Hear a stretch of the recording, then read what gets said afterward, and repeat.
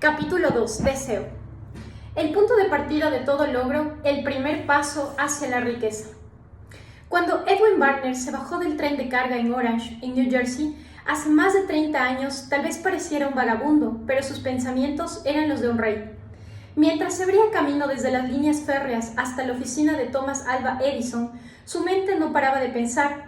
Se visualizaba en presencia de Edison. Se oía a sí mismo pidiéndole una oportunidad a Edison para llevar a cabo la única obsesión que le consumía todo el tiempo, un deseo candente de convertirse en socio del gran inventor.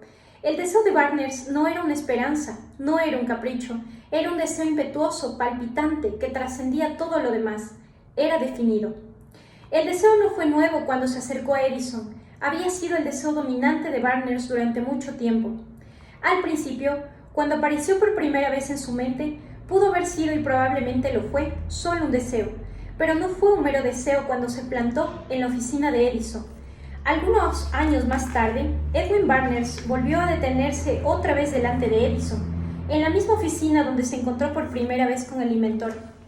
En esta ocasión, su deseo se había hecho realidad. Era socio de Edison. El sueño dominante de su vida se había convertido en una realidad. Hoy las personas que conocen a Barnes lo envidian por la oportunidad que la vida le dio. Solo tienen en cuenta el momento en el que triunfó, sin apenas tomarse la molestia de investigar cuál fue la causa de su éxito. Barnes tuvo éxito porque escogió un objetivo definido y empleó toda su energía, todo su poder y todo su esfuerzo en conseguir esa meta. No se hizo socio de Edison el día que llegó. Estuvo satisfecho de empezar con el trabajo más servil, con tal de que le proveyera de una oportunidad para dar apenas un paso hacia su estimada meta. Pasaron 5 años antes de que surgiera la oportunidad que tanto había estado buscando.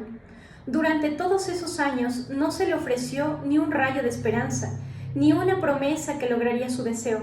Para todo el mundo, excepto para sí mismo, solo era otro diente del engranaje de la rueda comercial de Edison.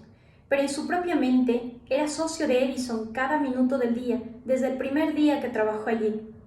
Se trata de un ejemplo notable del poder de un deseo definido. Barnes logró su meta porque quería, más que cualquier otro propósito, ser socio de Edison, y de un plan con el que conseguir ese propósito. Pero quemó todas las naves tras de él. Permaneció fiel a su deseo hasta que se convirtió en la obsesión dominante de su vida y finalmente en una realidad. Cuando se fue a Orange no se dijo, intentaré convencer a Edison para que me dé un trabajo de cualquier tipo. Se dijo, veré a Edison y le pondré sobre aviso que he venido a ser su socio. No dijo, trabajaré aquí algunos meses y si no veo posibilidades lo dejaré y me iré a trabajar a otro lugar. Se dijo, empezaré con cualquier tarea y haré cualquier cosa que Edison me pida, pero antes de que la situación acabe conmigo, seré su socio. No se dijo, estaré atento por si surgen otras oportunidades en caso de que no logre conseguir lo que quiero en la empresa de Edison. Se dijo, no hay sino una cosa en este mundo que estoy decidido a tener, y es ser socio de Thomas Alva Edison. Quemaré todas las naves tras de mí y arriesgaré todo mi futuro para lograr ser capaz de conseguir lo que quiero. No se permitió ni una sola forma posible de abandonar. Tenía que ganar o perecer. Eso es todo lo que contribuyó al éxito de Barnes. Hace mucho tiempo, un gran guerrero afrontó una situación en la que se vio obligado a tomar una decisión que garantizara su éxito en el campo de batalla. Estaba a punto de enviar a su ejército a luchar contra un enemigo poderoso, cuyos hombres excedían a un número mayor a los suyos. Embarcó a sus soldados en botes, navegó hasta el país enemigo, los desembarcó, descargó el armamento y entonces dio la orden de quemar los barcos que los había llevado hasta allí. Cuando se dirigió a sus hombres antes de la primera batalla les dijo, ¿están viendo los barcos convertirse en humo? Eso significa que no podemos abandonar estas costas con vida, a menos que ganemos. Ahora no tenemos alternativa, ganamos o morimos. En efecto, ganaron. Toda persona que gane en cualquier empresa debe estar dispuesta a quemar sus naves y reducir todas las alternativas posibles de retirada. Solo así se puede asegurar de mantener este estado mental conocido como deseo ardiente de ganar, condición esencial para tener éxito. A la mañana siguiente del gran incendio de Chicago, un grupo de comerciantes se quedó de pie en State Street, observando los restos de humo de lo que habían sido sus tiendas. Se reunieron para decidir si intentaban reconstruirlas o bien abandonaban Chicago y empezaban de nuevo en una región del país más prometedora. Llegaron a una decisión. Todos, excepto uno de los comerciantes, se irían de Chicago. El comerciante que decidió quedarse y reconstruir su tienda señaló con el dedo sus restos y dijo: «Caballeros, en este mismo lugar construiré la tienda más grande del mundo, por muchas veces que pueda quemarse». Eso fue hace más de 50 años. Construyó la tienda. Hoy en día se encuentra allí un monumento de altura imponente al poder de este estado mental dominado deseo ardiente. Para Marshall Field, lo más fácil habría sido hacer precisamente lo mismo que hicieron sus vecinos comerciantes. Cuando el terreno era difícil y el futuro parecía lúgubre, se detuvieron y se fueron allá donde el terreno parecía más fácil. El lector debe prestar mucha atención a esta diferencia entre Marshall Field y los demás comerciantes, porque es la misma diferencia que distinguió a Edwin Barnes de miles de otros jóvenes que trabajaron en la empresa de Edison. Es la misma diferencia que distingue prácticamente a todos los que prospectan de aquellos que fracasan. Todo ser humano que llega a la edad de entender el propósito del dinero lo desea con ilusión. Desearlo no traerá riquezas, pero desear riquezas con tanto ímpetu que termine por convertirse en una obsesión. Planear medios definidos para adquirirlas y respaldar esos planes con una firmeza que no admita el fracaso, sí que traerá riquezas. El método por el cual el deseo de tener riquezas puede convertirse en su equivalente económico consiste en 6 pasos concretos y prácticos. Paso número 1. Determinar mentalmente la cantidad exacta de dinero que uno desea. No basta con limitarse a decir, quiero mucho dinero. Hay que ser precisos en lo que se refiere a la cantidad. Hay una explicación psicológica de la concreción que se describirá en el siguiente capítulo. Paso 2. Determinar exactamente aquello que uno pretende dar a cambio del dinero que desea. No existe tal realidad de obtener algo a cambio de nada. Paso 3. Establecer el plazo concreto en el que se tiene previsto poseer el dinero que se desea. 4. Idear un plan definido para conseguir el deseo y empezar de inmediato, tanto si estamos preparados como si no, a poner en práctica dicho plan. Paso 5. Redactar una declaración clara y precisa de la cantidad de dinero que pretendemos adquirir, mencionar el plazo límite para su adquisición, exponer aquello que vamos a dar a cambio del dinero y describir claramente el plan con el que pretendemos acumularlo. Paso 6. Leer la declaración en voz alta 2 veces al día, una de ellas antes de acostarnos y la otra al levantarnos por la mañana. A medida que uno lea, debe verse, sentirse y creerse ya en posesión del dinero. Es fundamental que el lector siga las instrucciones descritas en estos 6 pasos. Es especialmente importante que observe y siga las instrucciones del 6º párrafo. Uno puede quejarse de que es imposible verse en posesión de dinero antes de tenerlo realmente. Aquí es donde acudirá en su ayuda el deseo ardiente. Si uno verdaderamente desea dinero con tanto entusiasmo que su deseo se vuelve una obsesión, no hallará ninguna dificultad en convencerse de que lo adquirirá. El objetivo es querer dinero, y el estar tan decidido a tenerlo lo convencerá de que lo tendrá. Solo aquellos que adquieren conciencia del dinero acumulan grandes riquezas. La conciencia del dinero quiere decir que la mente se ha saturado tanto del deseo de tener dinero que uno ya puede verse en posesión de él. Para los no iniciados que carecen de escolarización en los principios prácticos de la mente humana, estas instrucciones tal vez parezcan poco prácticas. Quizás sea útil para todos los que no logran identificar la sensatez de los 6 pasos, saber que la información que transmite proviene de Andrew Carnegie, quien empezó siendo un obrero ordinario en las acerías y se las ingenió para que, a pesar de su humilde comienzo, estos principios le rindieran una fortuna considerable de más de $100 millones. También puede ser de gran utilidad saber que los 6 pasos aquí recomendados fueron escudriñados cuidadosamente por el difunto Thomas Alva Edison, que puso su estampilla de aprobación sobre ellos por ser esencialmente no solo para acumular dinero, sino también para lograr cualquier meta definida. Los pasos no exigen ningún trabajo arduo, no exigen ningún sacrificio, no requieren que uno se ponga en ridículo ni que se vuelva ingenuo. Aplicarlos no necesita tener un nivel superior de educación. Sin embargo, la aplicación exitosa de estos 6 pasos exige la suficiente imaginación para permitirle a uno ver y entender que esta acumulación de dinero no puede dejarse en manos del azar, la buena ventura y la suerte. Uno debe darse cuenta de que todos los que han acumulado grandes fortunas primero tuvieron una cierta cantidad de sueños, esperanzas, anhelos, deseos y planificaciones antes de adquirirlas. También debes saber que uno nunca puede tener riquezas en grandes cantidades a menos que crezca en su interior un candente deseo de tener dinero y realmente crea que lo poseerá.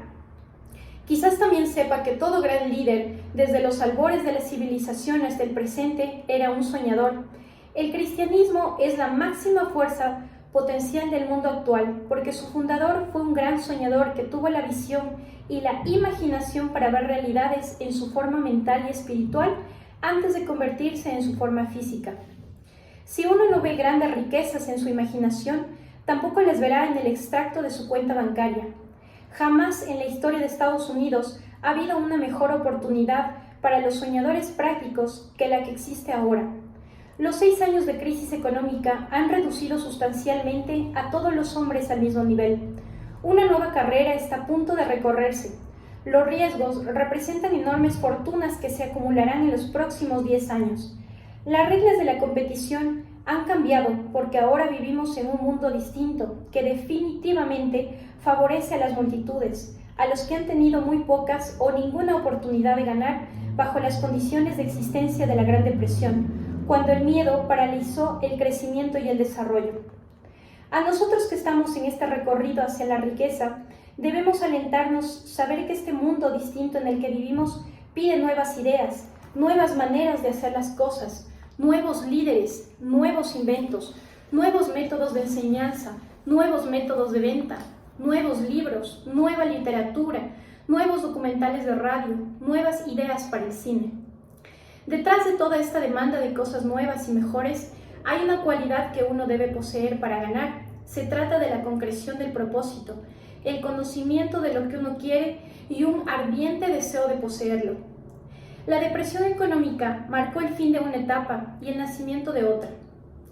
Este mundo distinto necesita soñadores prácticos que puedan y pongan en práctica sus sueños. Los soñadores prácticos siempre han sido y siempre serán los que confeccionan los patrones de la civilización. Nosotros, que queremos acumular riquezas, deberíamos recordar que los verdaderos líderes mundiales siempre han sido personas que aprovecharon y le dieron una utilidad práctica a las fuerzas intangibles e invisibles de las oportunidades futuras, y que han convertido estas fuerzas o impulsos del pensamiento en rascacielos, ciudades, fábricas, aeronaves, automóviles y cualquier tipo de recurso que ha hecho la vida más placentera. La tolerancia y una mentalidad abierta son los requisitos prácticos del soñador de hoy. Aquellos que temen las ideas nuevas están condenados antes de empezar. Nunca ha habido una época más favorable para los pioneros que para la actual.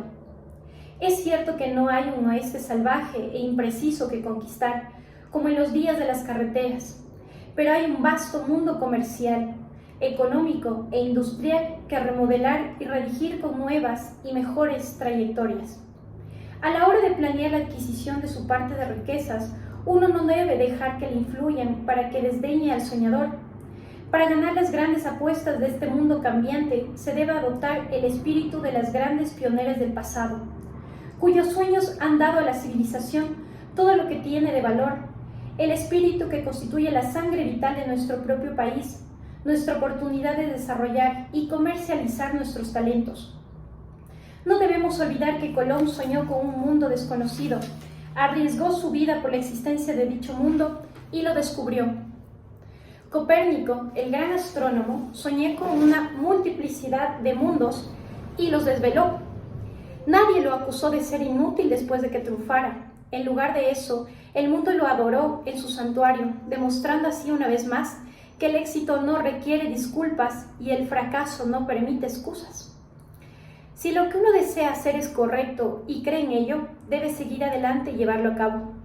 Debe comunicar su sueño y no importarle nunca lo que los demás digan si fracasa temporalmente, porque ellos quizás no sepan que cada fracaso trae consigo la semilla de un éxito equivalente. Henry Ford, un hombre pobre e inculto, soñó con un carruaje sin caballo.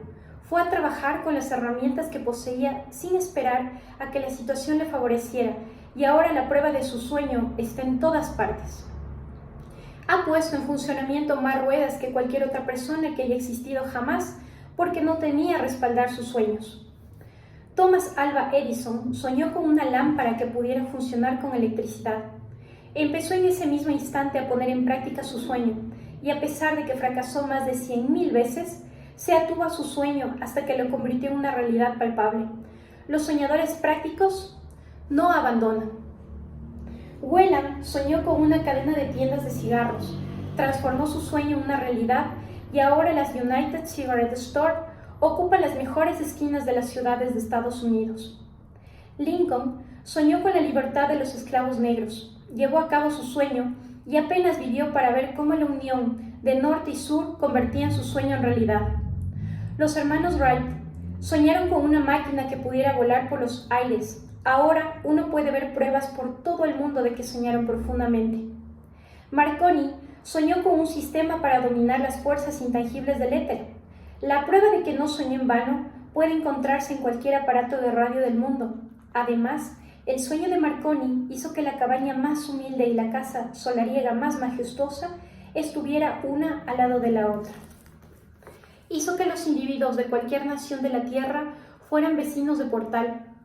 Le dio al presidente de Estados Unidos un medio con el que poder comunicarse, a la vez en poco tiempo con todos los estadounidenses. Tal vez le interese al lector saber que los amigos de Marconi lo pusieron bajo custodia e hicieron que lo examinaran en un hospital de psicópatas, cuando anunció que había descubierto un medio con el que poder enviar mensajes a través del aire, sin necesidad de cables ni de cualquier otro medio físico de comunicación. A los soñadores de hoy les va mejor. El mundo se ha acostumbrado a los nuevos descubrimientos. Más aún, ha mostrado la disposición de recompensar al soñador que le ofrece al mundo una nueva idea. Al principio y durante un tiempo, el logro más importante no fue nada más que un sueño. El roble duerme en la bellota, el pájaro espera en el huevo y en la visión más elevada del alma. Un ángel de vigilia se mueve. Los sueños son las plántulas de la realidad. Despertad, levantaos e imponeos, vosotros, soñadores del mundo. Vuestra estrella está ahora en el poder. La crisis mundial trajo la oportunidad que habéis estado esperando. Les enseño a las personas los conceptos de humildad, tolerancia y amplitud de ideas.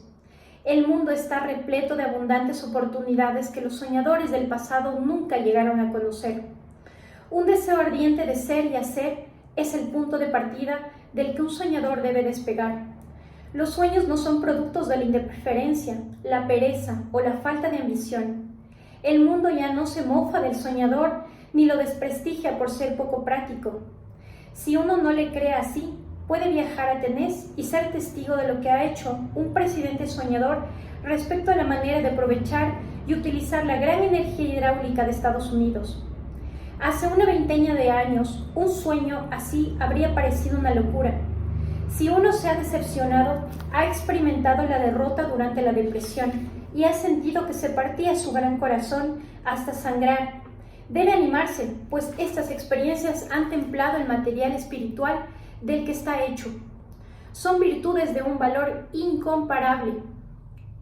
Uno debe recordar que todos los que han triunfado en la vida comenzaron mal y se enfrentaron a numerosas dificultades desgarradoras antes de llegar. El momento decisivo en las vidas de aquellos que tuvieron éxito usualmente llega a una etapa de crisis, a través de la cual se les presenta a su otro yo. John Bunyan escribió El progreso del peregrino, una de las mejores obras de toda la literatura inglesa, después de haber cumplido condena y ser castigado severamente por sus puntos de vista en materia de religión. Henry descubrió al genio que dormía en su interior después de que le ocurriera una gran desgracia y fuera encarcelado en un calabozo en Columbus, Ohio. Al verse forzado a través de la mala suerte a conocer a su otro yo y a usar su imaginación, Descubrió que era un gran autor en lugar de un delincuente y un paria despreciable. Extraños y variados son los estilos de vida y aún más extrañas son las formas de inteligencia infinita por las cuales las personas a veces se ven obligadas a experimentar toda clase de castigos antes de descubrir su propia mente y capacidad de crear ideas útiles a través de la imaginación. Edison, el inventor y científico más importante del mundo, fue un errante, telegrafista, que fracasó innumerables veces antes de descubrir finalmente al genio que dormía en el interior de su mente. Charles Dickens empezó poniendo etiquetas en las latas de betún. La tragedia de su primer amor penetró en las profundidades de su alma y lo convirtió en uno de los mejores escritores del mundo. Esa tragedia produjo primero David Copperfield y luego una sucesión de obras que hicieron de este un mundo más rico y mejor para quienes leen sus libros. Las decepciones que provocan los asuntos amorosos generalmente tienen como consecuencia el abandono de los hombres a la bebida y a la ruina de las mujeres, puesto que la mayoría de las personas nunca aprende el arte de convertir sus emociones más fuertes en sueños de naturaleza constructiva. Helen Keller se quedó sorda, muda y ciega poco después de nacer. A pesar de su gran desgracia, ha escrito su nombre de forma indeleble en las páginas de la historia de los grandes. Toda su vida ha servido de prueba de que nadie jamás está derrotado hasta que la derrota se acepta como una realidad. Robert Barnes fue un campesino analfabeto, maldecido por la pobreza y destinado por ser un beodo. El mundo mejoró gracias a su existencia porque arropó pensamientos bellos en la poesía y por lo tanto arrancó un espino y plantó un rosal en su lugar. Booker Washington nació sumido en la esclavitud, desfavorecido por su raza y su color de piel. Dado que era tolerante, tenía siempre una mentalidad abierta a todas las materias y era un soñador. Dejó su impronta para siempre en una raza entera. Beethoven era sordo y Milton era ciego, pero sus nombres durarán siempre que el tiempo perdure, porque soñaron y tradujeron sus sueños en pensamientos organizados. Antes de pasar al siguiente capítulo, invito al lector a que avive de nuevo en su mente el fuego de la esperanza, la fe, el coraje y la tolerancia. Si tiene esta disposición y un conocimiento práctico de los principios descritos, todo lo demás que necesite acudirá a él cuando esté preparado para ello. Dejemos que Emerson exprese esta idea con las siguientes palabras. Cada proverbio, cada libro, cada sinónimo que tienes para tu ayuda y comodidad te vendrá sin duda a la mente por algún camino recto o tortuoso. Cada amigo anhelado, no por tu fantástica voluntad, sino por tu alma grande y tierna, te atrapará en este abrazo. Hay una diferencia entre desear algo y estar preparado para recibirlo. Nadie está preparado para algo hasta que cree que puede adquirirlo. Su estado mental debe ser de convicción y no una mera esperanza o deseo. La amplitud de ideas es esencial para convencerse. Una mentalidad cerrada no inspira fe, coraje ni convicción. Cabe recordar que no es necesario hacer ningún esfuerzo adicional para apuntar alto en la vida y reclamar riquezas y prosperidad, al esfuerzo que se requiere para aceptar la miseria y la pobreza. Un gran poeta ha expresado inequívocamente esta verdad universal con los siguientes versos. Le discutí un penique la vida, y la vida no me dio más, por mucho que le implore durante noche, cuando contaba mis escasos bienes. Porque la vida es un amo justo, que te da lo que pides, pero cuando has fijado el precio, debes aguantar la tarea. Trabajé por un salario de jornalero, solo para descubrir perplejo que cualquier paga que hubiera pedido a la vida, ésta me lo hubiese concedido de buen grado. El deseo se burla de la madre naturaleza. Como punto culminante apropiado de este capítulo, quisiera presentar a una de las personas más excepcionales que jamás he conocido. La primera vez que lo vi fue hace 24 años, unos pocos minutos después de que naciera. Vino a este mundo sin ningún rastro físico de orejas y el médico admitió, cuando le pedimos que nos diera su opinión, que el pequeño tal vez sería sordo y mudo de por vida. Puse en duda la opinión del médico. Tenía el derecho a hacerlo porque era el padre del niño. También yo había tomado una decisión y tenía una opinión, pero la expresé silenciosamente en el interior de mi corazón. Decidí que mi hijo iría y hablaría. La naturaleza podía enviarme a un hijo sin orejas, pero no podía obligarme a aceptar la realidad de tal sufrimiento. En mi interior sabía que mi hijo oiría y hablaría. ¿Cómo? Estaba seguro de que debía de haber alguna manera y sabía que la encontraría. Pensé en las palabras del inmortal Emerson. El curso de las cosas acontece para enseñarnos la fe. Solo necesitamos estar atentos. Hay indicadores para cada uno de nosotros y si escuchamos con humildad, oiremos la palabra adecuada. ¿La palabra adecuada? Deseo. Más que nada en el mundo, deseaba que mi hijo no fuera sordomudo. Nunca me alejé de ese deseo ni por un segundo. Muchos años antes había escrito: nuestras únicas limitaciones son aquellas que nos imponemos en nuestra propia mente. Por primera vez me pregunté si esa afirmación era cierta. Tendido en la cama frente a mí, había un bebé recién nacido que carecía de la estructura natural para oír. Incluso aunque pudiera escuchar y hablar, obviamente estaría desfigurado toda su vida. Sin duda, este era una limitación que ese niño no se había impuesto en su propia mente. ¿Qué podía hacer al respecto? De alguna manera, encontraría una forma de inculcar en la mente de ese niño mi propio deseo ardiente de lograr medios para transmitir sonidos a su cerebro sin la ayuda de los oídos. Tan pronto como mi hijo fuera lo suficientemente mayor para cooperar, colmaría tanto su mente con un deseo ardiente de oír que la naturaleza lo transformaría, con el uso de sus propios métodos, en una realidad física. Todos estos pensamientos tuvieron lugar en mi propia mente, pero no hablé de ellos con nadie. Cada día renovaba la promesa que me había hecho a mí mismo de no aceptar que mi hijo fuera sordomudo. A medida que se fue haciendo mayor y empezó a percibir las cosas de su alrededor, observamos que tenía un ligero grado de audición. Cuando llegó a la edad en la que los niños normalmente empiezan a hablar, él no hizo ningún intento, pero por su conducta pudimos deducir que podía oír levemente ciertos sonidos. Eso era todo lo que quería saber. Estaba convencido de que si podía oír, aunque fuera ligeramente, podría desarrollar una capacidad mayor de audición. Entonces ocurrió algo que me llenó de esperanza. Su origen fue completamente inesperado. Compramos una vitrola. Cuando el pequeño oyó por primera vez la música, entró en éxtasis y rápidamente se apropió del aparato. Pronto mostró una preferencia por ciertas canciones, entre ellas It's a Long Way to Tipperary.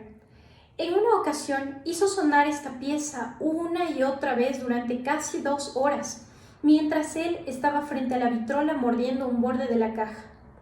Ignoramos el significado de este hábito hasta unos años más tarde, pues nunca habíamos escuchado nada acerca del principio de la conducción ósea del sonido en aquel entonces. Poco después de que se apropiara de la vitrola, descubrí que me podía oír con bastante claridad cuando le hablaba poniendo mis labios en contacto con su hueso mastoide, en la base del cráneo. Estos descubrimientos me proveyeron los medios necesarios con los que empecé a convertir mi realidad y mi deseo ardiente de ayudar a mi hijo a desarrollar la audición y el habla. Para entonces había empezado a intentar pronunciar ciertas palabras. El panorama estaba lejos de ser esperanzador, pero el deseo respaldado por la fe no conoce la palabra imposible. En cuanto determiné que podía oír perfectamente el sonido de mi voz, empecé de inmediato a transferir a su mente el deseo de oír y hablar. Pronto descubrí que mi hijo se divertía con los cuentos que le contaba para dormirse, de manera que me puse a trabajar en la creación de cuentos ideados para que desarrollara confianza en sí mismo, imaginación y un intenso deseo de oír y de ser normal. Hubo un cuento en particular que destaqué dándole un toque nuevo y trágico cada vez que lo explicaba. Estaba pensado para inculcar en su mente el pensamiento de que su desgracia no era un incordio sino un recurso de gran valor.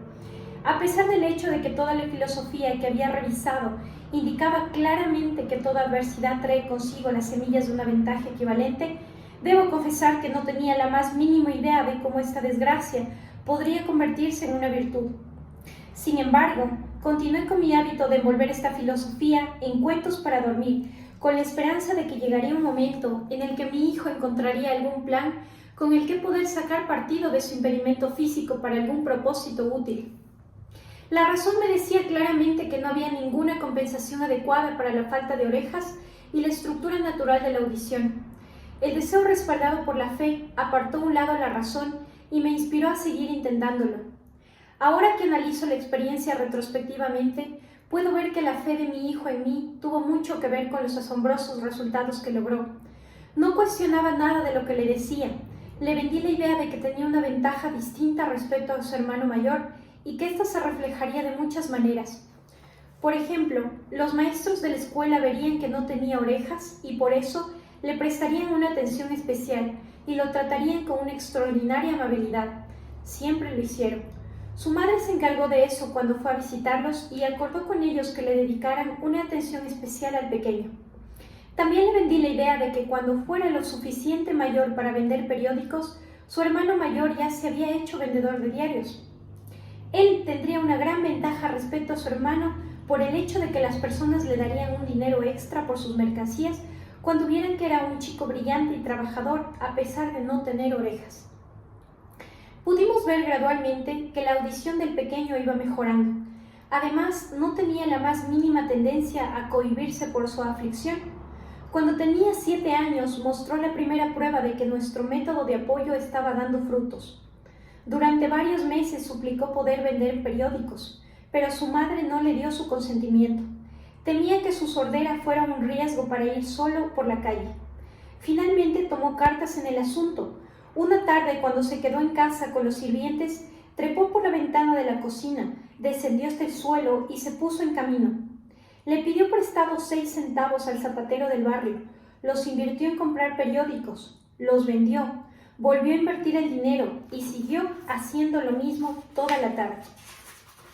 Después de cuadrar sus cuentas y devolver los 6 centavos a su banquero, se encontró con que había obtenido unos beneficios netos de 42 centavos. Cuando llegamos a casa aquella noche, lo encontramos dormido en la cama, apretando el dinero en un puño. Su madre le abrió la mano, sacó las monedas y rompió a llorar. ¡Qué sorpresa! Lamentarse por la primera victoria de su hijo parecía muy inapropiado. Mi reacción fue precisamente la inversa. Reí a carcajadas, pues supe que mi empeño en inculcar en la mente del muchacho una actitud de fe en sí mismo había tenido éxito. Su madre veía a un pequeño niño sordo que en su primera aventura comercial había salido a la calle y había arriesgado su vida por ganar dinero. Yo veía a un pequeño hombre de negocios valiente, ambicioso y autosuficiente, cuyo valor había aumentado en un 100% porque había hecho negocios por iniciativa propia y lo había logrado. Su transacción me complació porque supe que había demostrado ser una persona llena de recursos y que llevaría consigo ese rasgo toda su vida. Los posteriores acontecimientos lo corroboraron. Cuando su hermano mayor quería algo, se tumbaba en el suelo, pataleaba y lloraba, así lo conseguía. Cuando el pequeño niño sordo quería algo, planeaba una manera de ganar dinero y luego se lo compraba. Todavía sigue este plan. Verdaderamente mi propio hijo me ha enseñado que los impedimentos físicos pueden convertirse en peldaños por los que uno puede escalar hacia una meta loable siempre que no se vean como obstáculos y se utilicen como excusa. El pequeño niño sordo asistió a la escuela, al instituto y a la universidad sin ser capaz de oír a sus profesores, a excepción de cuando gritaban fuerte a una corta distancia de él. No fue a una escuela especial para sordos. No le permitimos que aprendiera el lenguaje de signos. Estábamos empeñados en que debía vivir una vida normal y relacionarse con niños normales, y permanecimos fieles a esa decisión a pesar de que nos costó muchas discusiones acaloradas con el personal de la escuela. Cuando estaba en el instituto, probó a usar un audífono eléctrico, pero no le sirvió de nada. Según creemos, debido a una condición que nos reveló el Dr. Gordon Wilson de Chicago, cuando el niño tenía 6 años, al operarlo de un lado de la cabeza, descubrió que carecía de una estructura natural de audición. Durante su última semana en la universidad, 18 años después de la operación, ocurrió algo que marcó el momento decisivo más importante de su vida. A raíz de lo que pareció ser una mera casualidad, adquirió otro audífono eléctrico que le enviaron a título de prueba. No estaba seguro de querer probarlo por la decepción que le había provocado la última vez que usó un dispositivo similar. Finalmente, cogió el dispositivo y con una actitud de bastante indiferencia Se lo colocó en la cabeza, conectó la batería y ¿quién lo iba a decir? Como por arte de magia, su deseo de toda la vida de poder oír con normalidad se hizo realidad. Por primera vez en su vida pudo oír prácticamente tan bien como cualquier persona con audición normal. Dios obra del mismo modo misterioso para realizar sus muchas maravillas. Encantado por el nuevo mundo que le había traído su nueva prótesis auditiva, corrió al teléfono, llamó a su madre y oyó su voz perfectamente. Al día siguiente, escuchó con claridad las voces de sus profesores, por primera vez en su vida. Antes solo podía oírlos cuando gritaban cerca de él. Escuchó la radio, escuchó las imágenes sonoras. Por primera vez en su vida pudo conversar libremente con otras personas sin necesidad de que hablaran alto. Verdaderamente se había hecho con un nuevo mundo. Nos habíamos negado a aceptar el error de la naturaleza y con un deseo persistente habíamos obligado a la naturaleza a corregir ese error a través de los únicos recursos prácticos disponibles. El deseo había comenzado a dar beneficios, pero la victoria aún no estaba completa. El muchacho todavía tenía que encontrar una forma definitiva y práctica de convertir su impedimento físico en una ventaja equivalente. Sin apenas haberse dado cuenta de la importancia de lo que acababa de lograr, pero ebrio de alegría por el descubrimiento de su nuevo mundo sonoro, escribió una carta al fabricante del audífono y le relató con entusiasmo su experiencia. Algo en ella, algo que quizás no estaba escrito, pero que de alguna manera se hallaba en el significado de sus palabras, hizo que la empresa lo invitara a Nueva York. Cuando llegó, lo acompañaron en una visita a la fábrica, y mientras hablaba con el ingeniero jefe sobre este nuevo mundo, una corazonada, una idea o una inspiración, cada uno puede llamarlo como desee, destelló en su mente. Fue este impulso del pensamiento lo que convirtió su aflicción en una ventaja destinada a traer beneficios tanto en términos económicos como de felicidad para miles de personas en los tiempos que estaban por venir. La esencia de este impulso del pensamiento fue la siguiente. Se le ocurrió que podría ayudar a millones de personas sordas que vivían sin el beneficio de los audífonos si encontraba una forma de explicarles la historia de su nuevo mundo. En aquel lugar y en aquel instante tomó la decisión de dedicar el resto de su vida a prestar servicios útiles a las personas sordas. Durante un mes entero llevó a cabo una intensa investigación en la que analizó todas las ventas del fabricante del audífono y creó medios y maneras de comunicarse con las personas sordas de todo el mundo para compartir con ellas su nuevo mundo recién descubierto. Cuando lo hubo terminado, puso por escrito un plan bienal basado en sus conclusiones. En cuanto presentó el plan a la empresa, instantáneamente le ofrecieron un puesto para que llevara a cabo su ambición. Cuando empezó a trabajar, apenas había soñado que estaba destinado a dar esperanza y alivio a miles de personas sordas que sin su ayuda habrían estado condenadas eternamente a la sordomudez. Poco tiempo después, se asoció con el fabricante de su audífono y me invitó a asistir a una clase que dirigía su empresa, cuyo objetivo era enseñar a oír y a hablar a las personas sordomudas. Nunca había escuchado acerca de tal forma de educación y por eso asistí a la clase, escéptico pero esperanzado de no malgastar por completo mi tiempo. Allí presencié una demostración que me proporcionó una visión mucho más amplia de lo que yo mismo había hecho para despertar y mantener vivo el deseo de tener una audición normal en la mente de mi hijo. Vi personas sordomudas a las que enseñaba realmente a oír y hablar con la aplicación del mismo principio que había utilizado. Hacía más de 20 años para salvar a mi hijo de la sordomudez.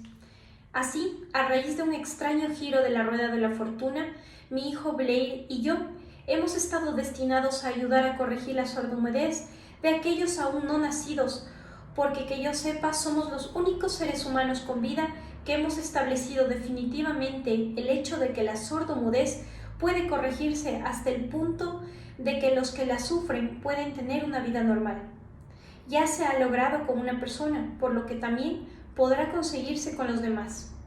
No me cabe duda de que Blair habría sido sordomudo toda su vida si su madre y yo hubiéramos logrado dar forma a su mente como lo hicimos.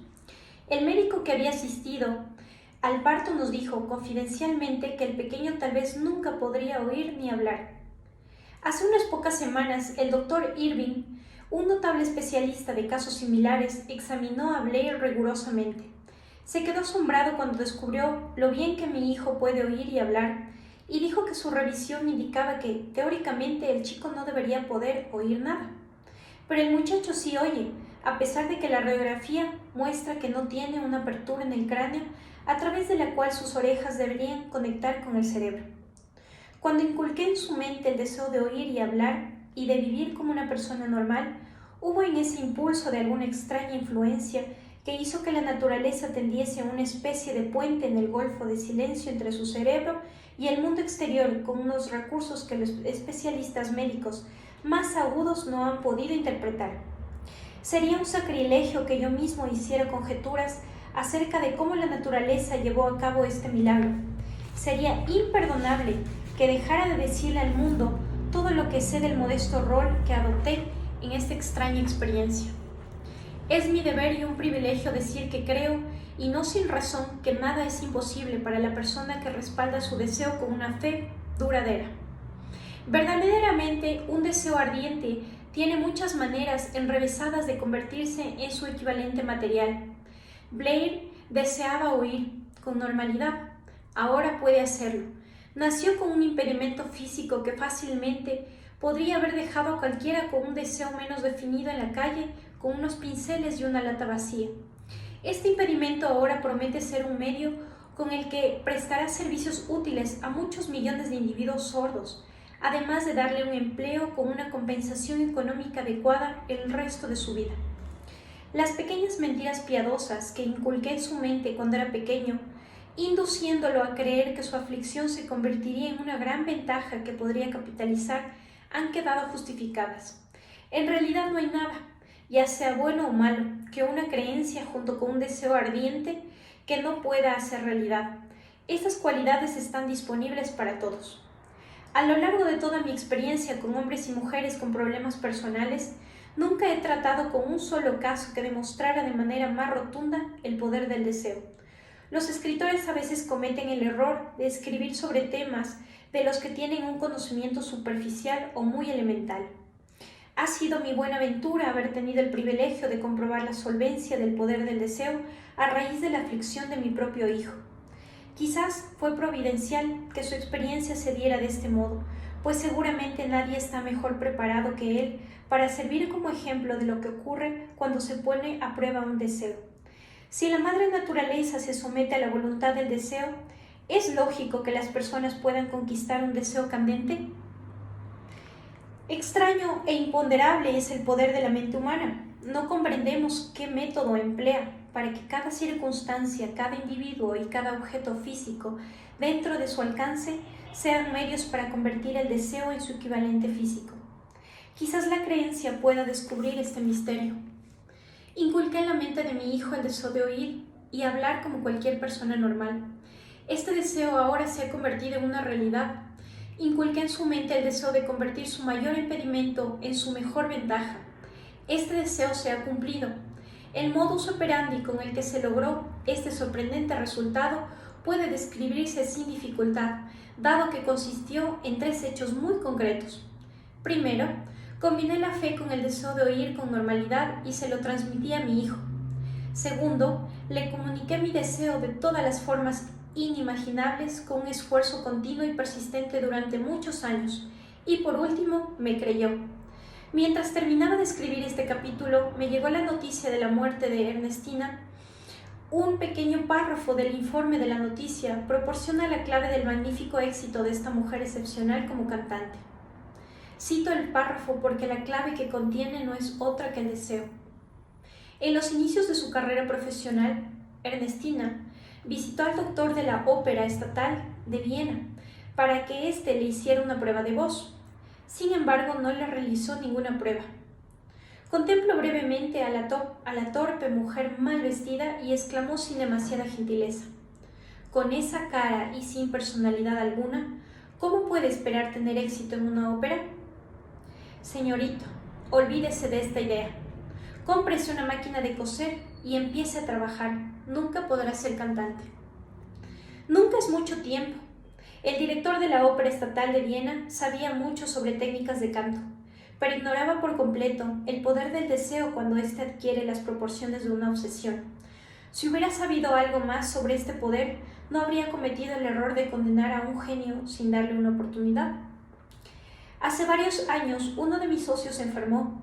Con el tiempo empeoró y finalmente fue hospitalizado para someterse a una operación.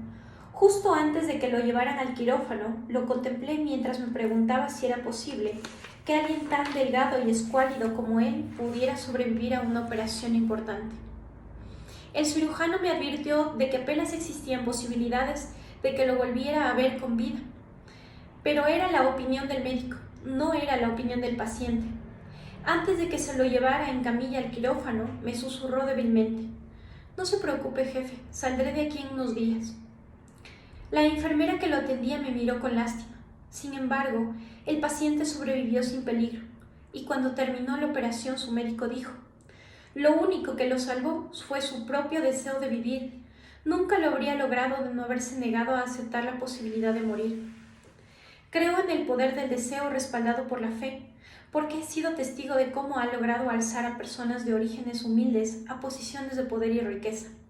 He visto cómo saqueaba las tumbas de sus víctimas.